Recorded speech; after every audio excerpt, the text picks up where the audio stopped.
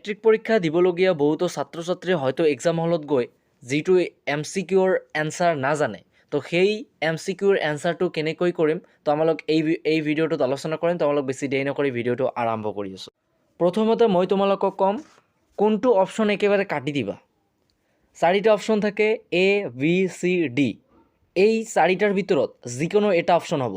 তো গতিকে বেছিভাগ ক্ষেত্ৰত D নম্বৰটো নহয়, D আৰু A নম্বৰটো নহয়, B আৰু Cৰ পৰাই বেছিভাগ প্ৰশ্নৰ এনচাৰ B আৰু C হয় MCQৰ ক্ষেত্ৰত। মই এইটো কথা কৈ আছোঁ, কিন্তু তোমালোকে এইটো নাভাবিবা যে সমূহ প্ৰশ্নৰ উত্তৰ বা MCQৰ এনচাৰ B আৰু C হ'ব। মই তোমালোকক কোন ক্ষেত্ৰত এইটো ইউজ কৰিবলৈ ক'ম, যেতিয়া তুমি কোনো এটা MCQৰ এনচাৰেই নাজানা, এইটো তোমালোকৰ আননন প্ৰশ্ন আহি গৈছে, তো এতিয়া কি কৰিবা? সেই ক্ষেত্ৰত B আৰু C এই দুটাৰ ভিতৰত এটা হ'ব। গতিকে 1 নম্বৰ পইণ্ট গ'ল B আৰু C। ঠিক আছে, বহুত সময়ত B আৰু C দেখা যায়। 2 নম্বৰত আৰু এটা কাম কৰিবা তোমালোকে। 2 নম্বৰত যিটো কৰিবা, কি কৰিবা? 2 নম্বৰত কৰিবা যিটো তোমালোকৰ অপচন্দৰ অপশ্যন আছে, 4টা অপশ্যন পঢ়িবা। প্ৰশ্নটো পঢ়াৰ পিছত 4টা অপশ্যন পঢ়িবা। 4টা অপশ্যন পঢ়াৰ পিছত যিটো দেখিবা এইটো ইয়াৰ লগত নিমিলে, সেইটোক ছাইড কৰি দিবা। সেইটো নহয়, তাৰপিছত 3টা পঢ়িবা। 3টা পঢ়াৰ পিছত যিটো তোমাৰ বেয়া লাগে বা তাৰ লগত নিমিলে, সেইটো বাদ দিবা। তাৰপিছত কিমান আহিল? 2টা আহিল। 2টাৰ ভিতৰত যিকোনো এটা হ'ব। 2টাৰ ভিতৰত যিকোনো এটা হ'ব। এনেকৈ পঢ়ি উত্তৰবিলাক বিল কৰিবা। ঠিক আছে, 2 নম্বৰ অপশ্যন গ'ল। তাৰপিছত 3 নম্বৰ অপশ্যনটো হ'ব কি? বেছিভাগ ক্ষেত্ৰত ইংলিছৰ ক্ষেত্ৰত এইটো ইউজ কৰিব লাগিব তোমাৰ অল অফ দ্য এবভ।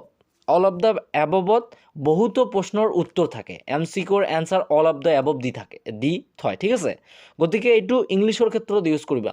মই বাৰবাৰকৈ এটা কথা কৈ আছোঁ, মোৰ কথা ধৰি তোমালোকে সমূহ প্ৰশ্নৰ উত্তৰ অল অফ দ্য এবভ নিদিবা। কাৰণ মই তোমালোকক কোনটো ক্ষেত্ৰত এইটো ইউজ কৰিবলৈ ক'ম, যেতিয়া কোনো এটা প্ৰশ্নৰ উত্তৰ তোমালোকে নাজানা, সেই সময়ত এইটো কৰিবা। ঠিক আছে, তাৰপিছত 4 নম্বৰ অপশ্যন হ'ব কি? Option B and C।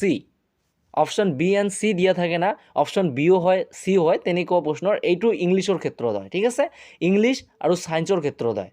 মেথছৰ ক্ষেত্ৰত ইমান নহয়, মেথছৰ ক্ষেত্ৰত কম হয়। ঠিক আছে, অপশ্যন B আৰু C বা দুয়োটাই শুদ্ধ, এনেকুৱা অপশ্যন থাকে। তাৰপিছত ইংলিছৰ ক্ষেত্ৰত আৰু এটা তোমালোকে ইউজ কৰিব লাগিব লং অপশ্যন।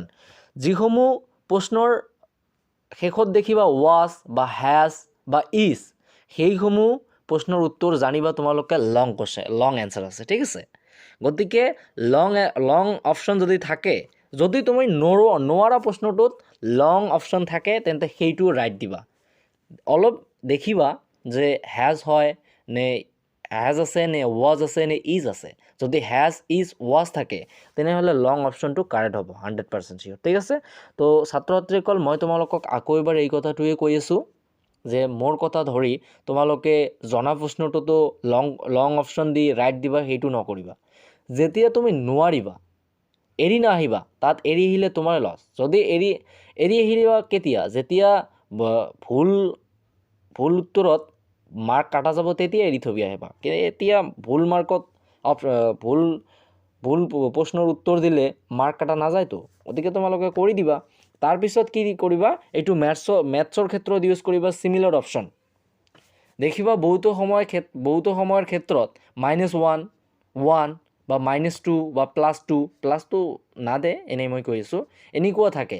তো এই -1 বা +1 এই দুটাৰ ভিতৰত এটা উত্তৰ হ'ব। 0 0 নহয়, আৰু এই দুটাৰ ভিতৰত যিকোনো এটা উত্তৰ হ'ব। তোমালোকে ট্ৰাই কৰিবা। যদি নোৱাৰা, তেন্তে দুটাৰ এটা দি আহিবা। ঠিক আছে, তো ছাত্ৰ ছাত্ৰীসকল, এনেকৈয়ে তোমালোকে কোনো এটা MCQ নজনা MCQৰ এনচাৰ এনেকৈ তোমালোকে কৰিব পাৰিবা। এই অপশ্যনকেইটা তোমালোকে ইউজ কৰিবা যেতিয়া তুমি কোনোবা এটা প্ৰশ্নৰ উত্তৰ নোৱাৰা। মই এই কথাটা কিন্তু বাৰ কৈ আছোঁ। ঠিক আছে, তো সমূহ ছাত্ৰ ছাত্ৰী, মই আশা কৰোঁ তোমালোকৰ অহাকালিৰ পৰীক্ষাটো যাতে বহুত ভালেই হয় আৰু ভাল হ'ব। তোমালোকে পঢ়া বহুত ভালেই হ'ব। ঠিক আছে, তো আজি আমাৰ ভিডিঅ'টো ইয়াতে সমাপ্ত কৰিলোঁ।